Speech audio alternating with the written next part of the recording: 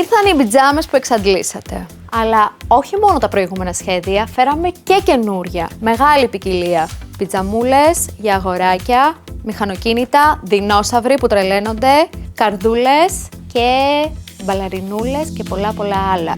Αυτό τώρα είναι μπλουζάκια όλα ή είναι σετάκι όλα αυτά? Όχι, είναι σετάκι. Έλα Γιώργο, πιτζάμα χωρίς τι, μόνο μπλούζα παίρνει ο άλλος. Παίρνει μπλουζίτσα, μπαλαρινίτσα και παντελονάκι μπαλαρινίτσα. Οπότε ποτέ αντιλαμβάνεστε, είναι σετάκι. Για τα μικρά μας τα βρεφάκια, φυσικά τα φορμάκια, τα οποία είναι με φερμουάρ, γιατί οι νέες μαμάδες το επιλέγετε πάρα πολύ πλέον το φερμουάρ, από τα κλασικά κουμπάκια, τα οποία επίσης είναι από οργανικό βαμβάκι και πάρα πολύ απαλό. Α, ξέχασα να σας πω, και πέρα από τα αλόσωμα φορμάκια, ήρθανε μαζί σετάκι και τα εσωρουχάκια, τα οποία είναι με μακρύ αλλά και με κοντό μανίκι.